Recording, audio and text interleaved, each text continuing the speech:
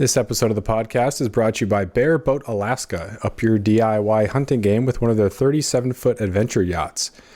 You and 5 of your friends can hunt, fish, set crab pots, shrimp pots, and take DIY to the next level. Bear Boat Alaska is locally owned by a Ketchikan resident who lives here year-round. Call Larry at 907-617-4542 or go to bearboatalaska.com. That's B-A-R-E boatalaska.com and tell Larry you heard about it on this podcast. Welcome back to the podcast. I'm here with DJ Hansen from the inside of, what is this, 38 foot, 40 foot? Yeah, technically, I think they call it their 33 foot, but we did some redesigning, added an outback bracket. So yeah, it's 38 foot long. 38 foot long landing craft. Is this where custom built out of Wrangell? No, custom built right here. Oh, I should have known. Craig, Alaska, you should have known. Yeah, I should have known that. This is a 2.5 year labor of love right here. Wow. Dang, that's nice. Yeah. That's nice. So DJ Hansen owns, is it DJ's Rentals? Yeah, DJ's now I think we're in the third phase, DJ's Alaska Adventure Rentals. Okay, good. Formerly Hollis. Formerly Hollis, okay. Yeah. Former basketball coach, girls basketball coach, Craig High School. 1 or 2 state championships? 1 state championship. And that was when you had 5 players and a Chinese exchange student? Yeah, that is the truth. Yeah, okay, perfect. And if I recall, you pressed the entire game with 5 players. We did. Okay, yeah. Good. Okay. Graduated Craig High School. You were the same age as my brother, right? Yes. Yeah. So you're that was the regions my freshman year. When you were a senior, when we had one of our starters break their leg during pregame warm-ups. You did. We won't even talk about the end of that game. You're born and raised here? Yes. Yeah, okay. I was, of course, born in Ketchikan, but I've been on the island since 76. So. Okay, nice. Yeah. Nice. So I want to actually start with the basketball thing a little bit. We were just talking off air about how important it is to be a part of the community in small communities. When you were in high school, and as I was in high school too, Craig was like the fastest growing city per capita in Alaska, but still pretty small. Klawock, very small, so you have these small communities.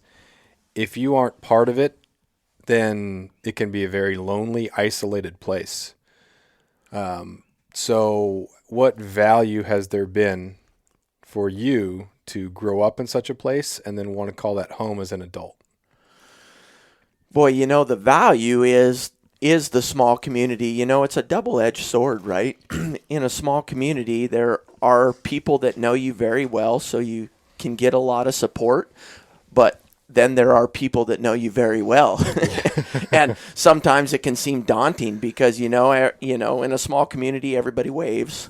Everybody does those things. And then when somebody doesn't wave or, or somebody's, it can just go sharply the other way. But, I knew at a young age that I wanted to raise my family here because of all the support we had growing up here. There was a lot of, life was great, right? You had good friends.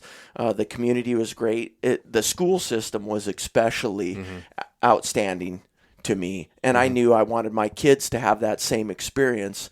The ability to have teachers that really cared, and in Craig and Klawock, we both had that longevity of teachers that, there was a core of teachers that were there forever. So the ability to be, to think, man, the people that taught me are going to teach my kids, it was awesome. Yeah. So, and I knew I wanted to have our family be here, the values, the people, the security. Yeah. Really.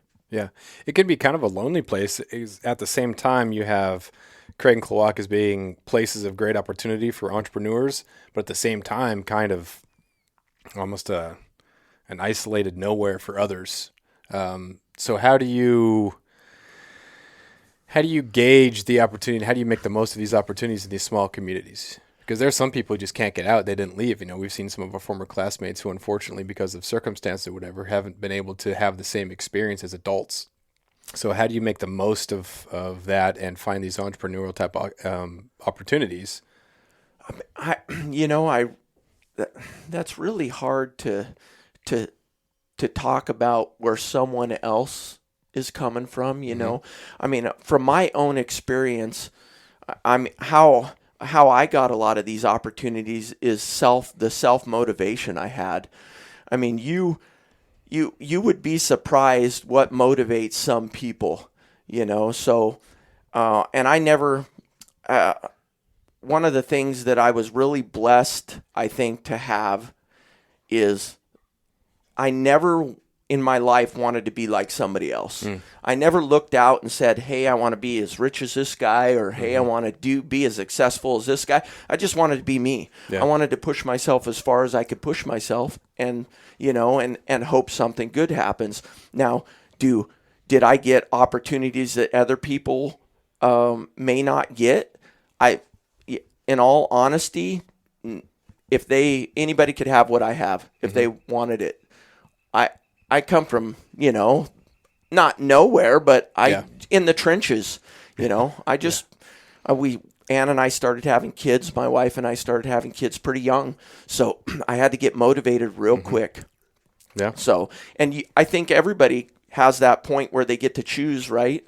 And I know everybody didn't grow up the same way. My parents were very supportive, so I had very supportive parents, and I got to see hard work Mm-hmm. firsthand. So my dad grew up in the logging industry here. I mean, he was logging since he was 14 years old, so he worked hard. And my Mm-hmm. mom, especially, was a very hard worker too. And so I got to see that growing up, and that in our household, if you didn't work, then Yeah. you weren't pulling your load. So Yeah. but I got a lot of opportunities. They gave me a lot of opportunities outside of that, especially with basketball, Mm-hmm. and traveling and doing those types of things, which was awesome. Yeah. So How difficult was it to step away from coaching basketball? Because I know you put a lot of time and effort into it, and small communities rely on people to step up. And then there can be this feeling of guilt when you do step away because, well, you've done this for so long, and what about this group? My kid's a freshman, or just 4 more years, or just 3 more years. And the last year that I was an assistant coach for Kelly over in Ketchikan, there was going to be a great group of seniors and a great group of freshmen. There's no perfect time to step away from it. So, how do you make that decision, be at peace with it, and not feel guilted by people who maybe want you to hang on longer? you know what? I probably would have retired 4 times over if I wasn't such a people pleaser. I'm telling you right now, man, the guilt is something else, and I'm driven. The one thing I'm driven by is anxiety, and my anxiety is that if I don't please somebody, I mean that's been my life. My drive in life is the anxiety that I could disappoint somebody. Mm-hmm. Really, that's got me to where I am today. That whole thing. So yeah, choosing a time to step away, like you said. I mean, every year there's a potential for the greatness, and that's but that's what I loved about basketball in general, right? It didn't matter. The beginning of the year didn't matter to me. It was that potential in those kids, to Mm-hmm. try to wring out the greatest potential in the group you had in the time you had them. That's all I looked forward to. So, and I've had so many great groups of kids, and I get to see those kids, being very successful in life now, which makes me happy. Regardless of if I was a big impact or a little impact, it's still fulfilling. I got to coach 2 of my daughters, which, in all honesty, that in the beginning when I started coaching, it was because I seen a program in decline, or no, a better word would be never met its potential. I mean, the girls weren't successful at all in Craig for forever. So, and I thought, well, I got a daughter. She's going to be there in 4 or 5 years. Maybe it's time to, I didn't know if I'd like it or if I'd even be good at it. And in honesty, my first 4 or 5 years, I was horrible. And I had my coach in high school, Jerry Carter. he told me one time, he says, as a coach, he said, you get 4 years. After 4 years, those kids are yours. If you're not successful, maybe you shouldn't be a coach. So year 4, sure enough, I think we went like 2-18.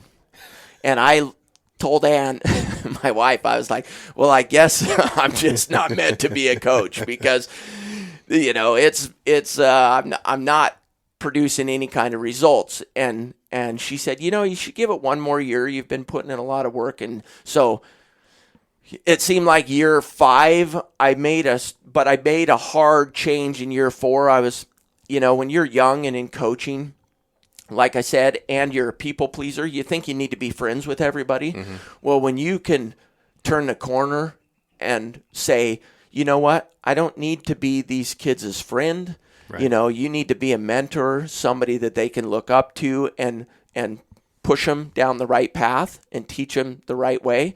When I made that decision, I didn't become a better coach because I don't think I was ever a very good coach, but I'm great at looking at people's potential and getting the most out of it. That's what I'm really good at. So I was able after that to see these kids for who they were and then push them in the direction to get the most potential out of them and push them to do their best. Yeah. And once I learned how to do that, the program became very successful. And also, you have to have people behind you. You have to have parents behind you. Right. You have to have your family behind you. A lot of things have to go on to do that. So, I mean, it was definitely a highlight. I love coaching. I miss coaching, I can see the struggle in kids' eyes and I can, you can help, but eventually you have to, I don't want to say it's not a young person's game, but it's a person that's more motivated than I am. You have to spend, 9 months a year doing that to be successful. Yeah. So, it's definitely become a year-round thing. Yeah. That finding the individual drive or the individuality in that person is so important in teaching too. And I think being in the small communities where you have smaller classes, you have these teachers who saw that, okay, this person's not going to go off to college. They're going to be just fine here, crushing it, working at Tyler or being a charter fisherman or being a commercial fisherman.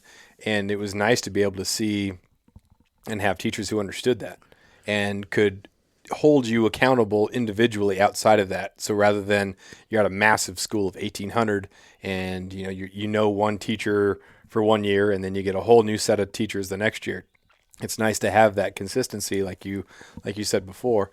And coaching and teaching, it's the same thing. It's not about X's and O's as much as getting the kid motivated enough to do that and seeing that. And it's nice to be in a community that values that and supports that as well. Oh yeah. We've had great support for that, and you're seeing we got to a point where it got a little bit of tougher for these kids. You could see they were coming out of high school and maybe flailing a little bit, but now, it seems like we've turned a corner, and I don't know if that's because you're seeing, the labor market really decline, especially in, high-end jobs, electricians and plumbers and those types of things. Now kids have a good opportunity to come right out of high school, and apprentice in a lot of these programs where they, they're earning great money right out of school and then can, start moving on with life at a faster pace, because that is the one thing it's important to think about that people are in a stale place in their life. Especially some of the people we see that we went to high school with now. And I think a lot of that is that transfer from school to the real world. If you don't get out on a pace, a little bit of I don't want to say you have to sprint out of the block, but you have to be, you have to come out at a little bit of a pace or you're going to be behind. Yeah. And then you're looking around you, and the way people are now, especially with social media, they're always chasing something. Yeah. So if you don't come out with a little bit of pace now, you get down on yourself because you're not where X and O is, and you get to see this person doing that, and you think but there's something there. Just find it. There is. There's so many opportunities here, and we're seeing a lot more. Just economically, if you go out and you get and leverage some level of education to be able to come back and make the most of that, go to a 2-year or go to a 9-month apprenticeship program or something like that. And around here, there's so many people who are able to apprentice, and even have, John Rowan have people with carve with him. We're at a time in our culture now where you can make a living as a native artist. I mean, there's so many opportunities for that, and just connecting people with that value. Outside of logging was kind of the big thing. You talked about your dad being a logger, and that's one of the major differences I've seen since I was in high school and growing up, where it was, logging communities. Thornbury was a logging community. Kaufman Cove, logging community, and Klawock and Craig were definitely impacted by that too. And so when logging declined quite a bit, people had to kind of pivot to new things. So how would you compare the economic opportunities now to when you were growing up or in high school? Well, we talk about that all the time with the buddies, the group of us, because when we all got out of high school, it's like your rite of passage, right? Most of us either did what our dads had done before as a summer job, or for a couple years. Me, for example, I went off to school. But every summer I'd come back and I'd go out and work in the woods. Mm-hmm. I'd go set chokers for that's how I paid for school. So, we were doing that for 13. I think I made like $13 an hour. Well, now kids can get out of high school and go to work for, AP&T or, as an apprenticeship, and make, $25-$30 an hour. Mm-hmm. It's crazy that these kids can get out and have all this opportunity. And we had opportunity, but ours was, on a much smaller scale. Yeah. I mean, there was still a lot. You could do anything you want to do. When we got out of high school, we could have picked anything we wanted to do, really, if that's what we wanted to do. Mm-hmm. Now I just think these kids have it's even broader. The island is, small business is becoming a pretty big thing on the island, and tourism is becoming a pretty big industry on the island too also, and so we're seeing growth in all those areas, which means growth in, every other area, because I don't care what the state of Alaska says, population decline we've been in, just look at the people that are here in the summer. And most of these people own homes here. They just don't call themselves residents. Yeah. I mean, this island has got to be double, It's crazy. Yeah, in population. But that's not what we're seeing. No. So in I don't know what it's going to be, 10 or 15 years, you're going to see this big boom, this big population increase, because the people that all own summer homes here are going to retire here. Mm-hmm. And then they're going to say, oh, we're in a population boom. No, it's been here. It's been set up, put in motion long before. Yeah, it's been in motion. So that all creates jobs. I mean, and jobs that you can't really see on paper, so. Well, it's interesting, too, because it's dispersed throughout Prince of Wales. I was listening to a couple of guys on the ferry talk about their properties in Knockety, and I thought, Knockety, if someone would have told me that Knockety would be, a hotbed for real estate when I was in high school, I thought, dude, you're crazy. But Knockety has space and land. Craig, when it was expanding out St. Nick, because that was pretty much where the land was, and now we're seeing that we were talking about this before, there's homes all the way around St. Nick.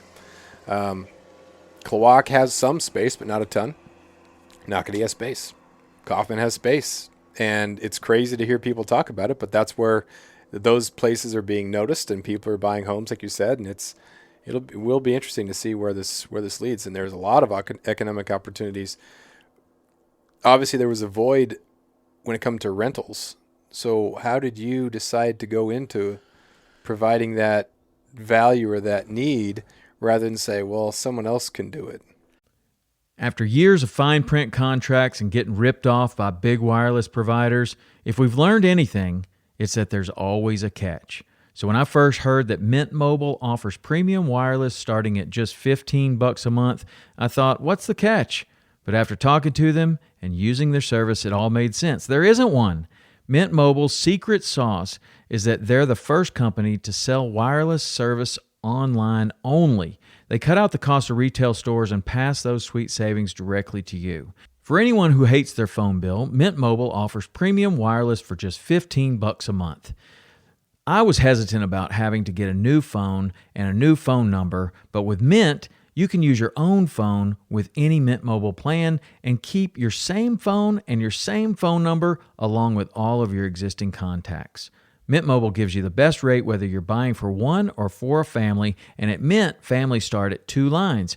All plans come with unlimited talk and text plus high-speed data delivered on the nation's largest 5G network. Switch to Mint Mobile and get premium wireless service starting at just $15 a month. To get your new wireless plan for just $15 a month and to get the plans shipped to your door for free, go to mintmobile.com/waypoint.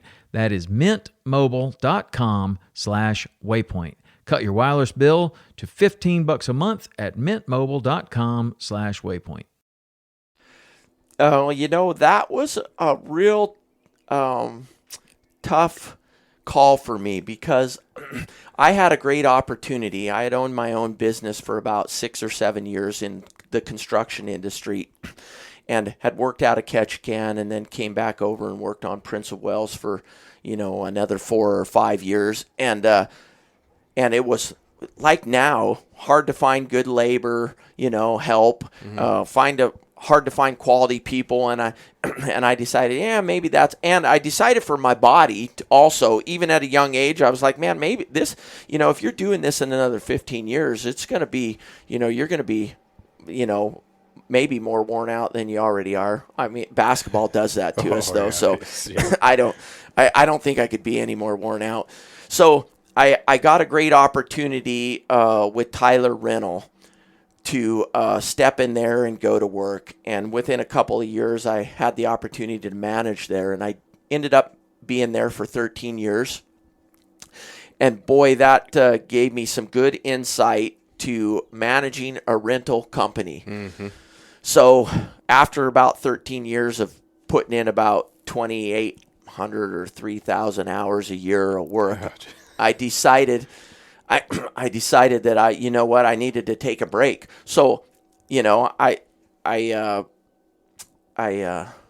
quit Tyler Rental, and I honestly didn't know what I was going to do. I had just finished building my landing craft. I had a little bit of opportunity there, but I honestly was just like, I need to spend more time with my kids and my family. So I decided to step away, and a good friend of mine, Darren, who owned Hollis Adventure Rentals, within 2 days said, hey, I heard that you were taking a break. He said, would you be interested in running the car rental business?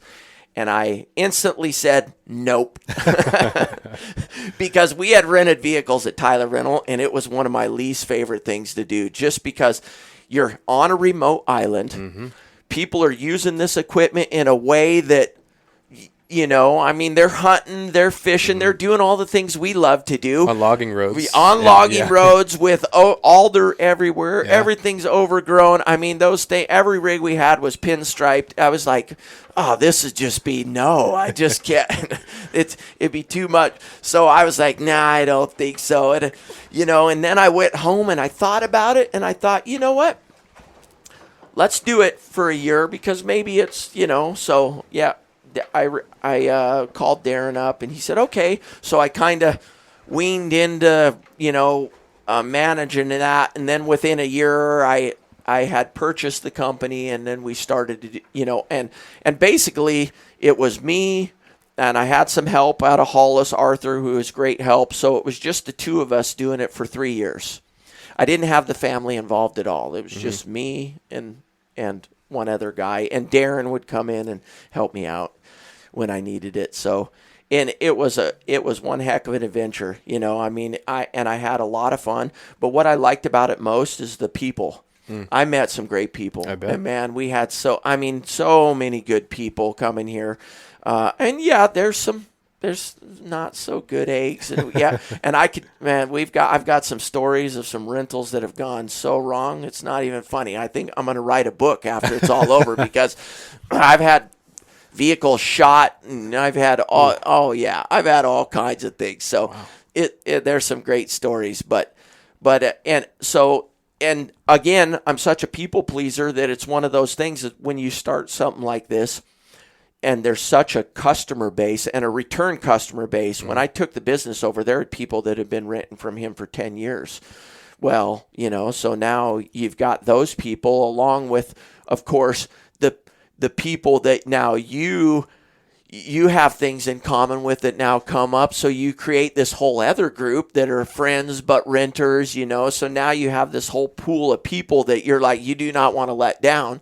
So that motivates you to keep the rental going. And in my case, it motivates me to grow, right? Because the people that you don't want to let down, they're like, well, it'd be nice if you had this, or it'd be nice if we didn't have to go somewhere for this, or there's not this on the island. So it doesn't really boil down to like money. Like you want to be able to make money doing stuff. You have to. You have to keep it going. But sometimes, you have to do things just to, add it in the mix, just to keep people happy and coming back. So, I mean, that's been the great part about it. And so I think that's the Tyler rental thing helped me really navigate this real well because I had a vast amount of rental knowledge that was given to me through that company. Randy and Charlie and Tracy, they were great to me. So I got to learn an awful lot from them.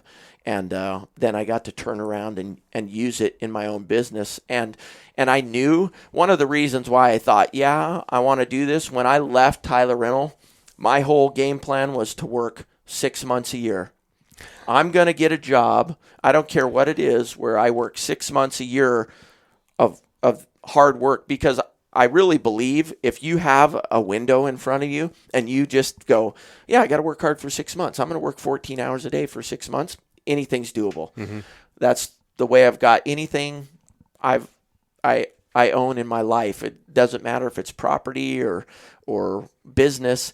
I dig a hole and then I go, all I have to do is work as hard as I possibly can for X amount of time, and then I'll be out of the hole. There you go. So if you can do that, and you bet on yourself and know your limitations, you can pretty much accomplish anything. Yeah.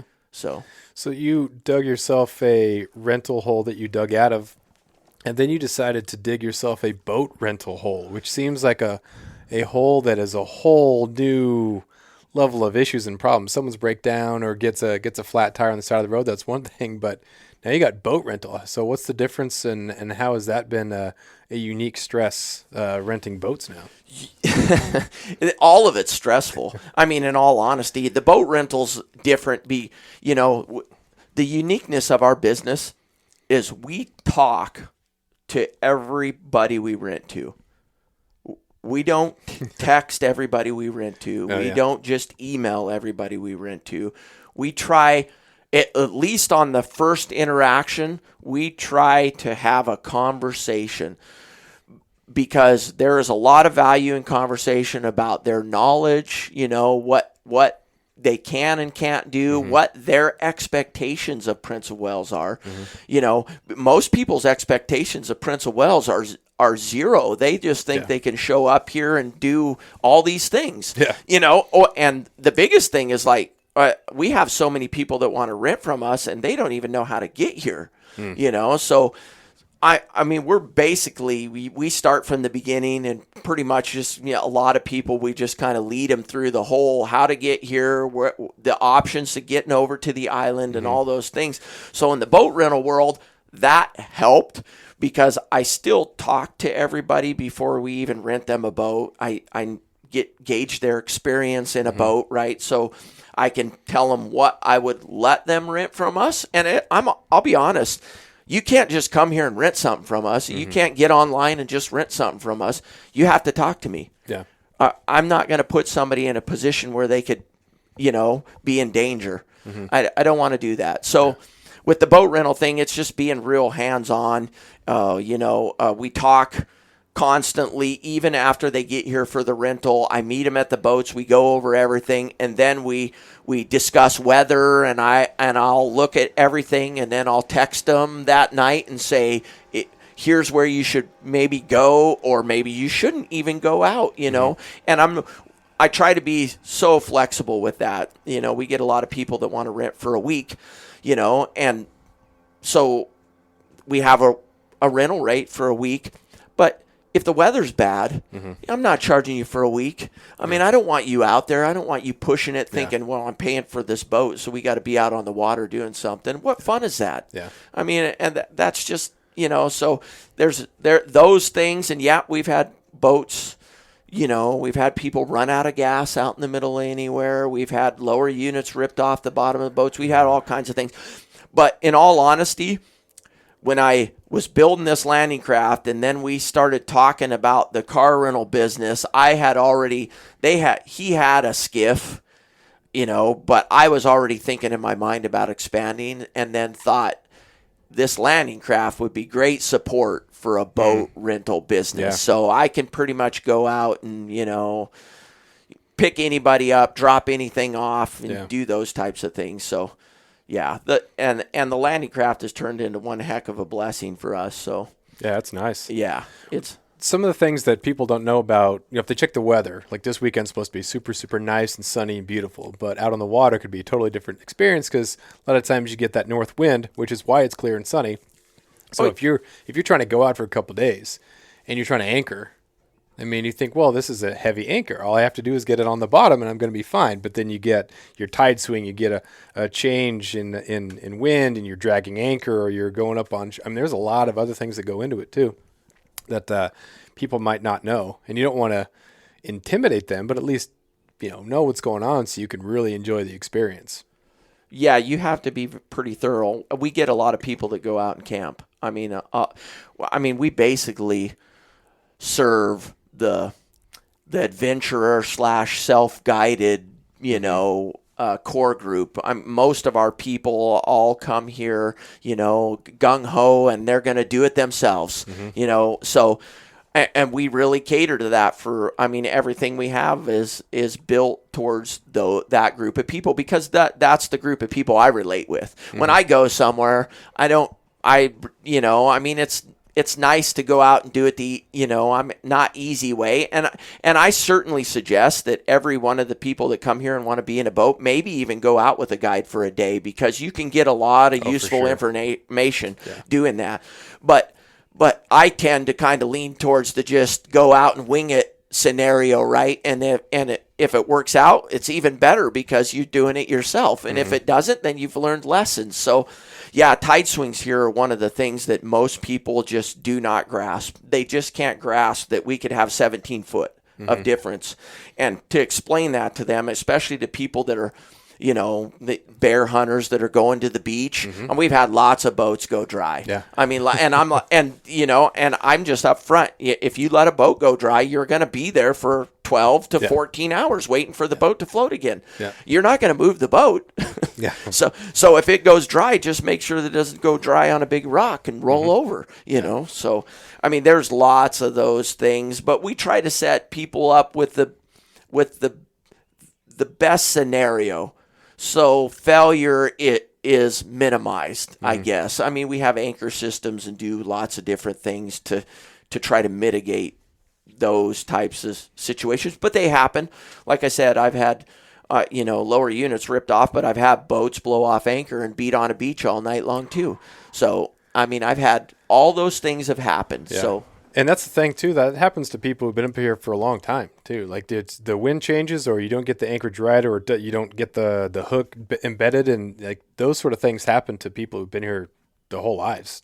Oh, so it's Alaska. It's that sort of stuff happens. It's part of the adventure, and honestly, that's probably Tyler Rental. The second biggest thing I learned there was don't take it personally. Yeah. If you the problem is most people would get in a rental business and think that's their boat.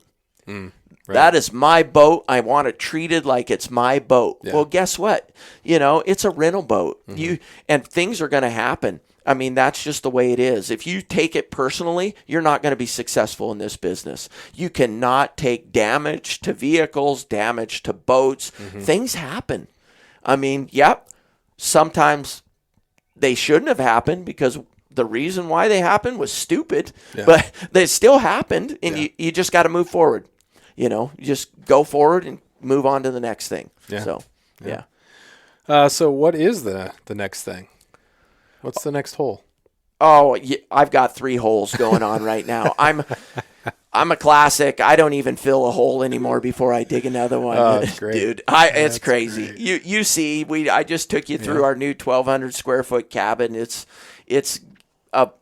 probably, I would say 80%. It's about 80% complete right now, hoping to be 100% complete by the end of the year, but 92% complete in 2 weeks because I've got more people coming. So nice. Yeah, we've got more friends. So we're gonna get deeper into the self-guiding industry. I think we've got some bigger boats coming on our horizon. We've got a 28-foot North River that we're putting together right now. So that'll be out there. And then we've got a coffee shop that we're working on over in Klawock at the airport at our new rental location. So if I could just clone myself, I would be great because you've seen that movie Multiplicity, right? That did not work out for Michael Keaton. No, and with my wife, it definitely would not work out. So I'd probably be kicked to the curb. So kind of go through the inventory real quick of what you offer, what you rent, where can people contact you, and all that stuff. Give the pitch. Perfect, awesome. Well, they can. I definitely say reach out to us online first. Go to our website, harentals.com. There is so much great information on there. And there's great information about what we do, but we've got links to cabins, rentals through the Forest Service. We've got links to, the El Cap caves. A lot of great information is on there that people that are not from here or haven't ever been to Prince of Wales will find super useful. How to get around, how to get here, do all those things. So I say, get on there and shoot us an email if you have interest for sure. But yeah, call us. I mean, the best way is, like I said, we like to talk to everybody we do business with. So give us a call. Everything's online. Go to HA Rentals. You can see all our phone numbers, all our cell numbers. If I leave my cell number out there, and I'm kind of backing away from the car rental business a little bit more to focus on the boating into things and the self-guided into things. So Ann and Aspen, my oldest daughter, they pretty much take care of that. But we have, vehicles, boats, cabins, camping gear, kayaks. I mean, what else? Side-by-sides, four-wheelers. I mean, we do, we offer freight hauling. We offer moving of equipment and vehicles. We do vehicle storage out at the airport. Long-term and short-term.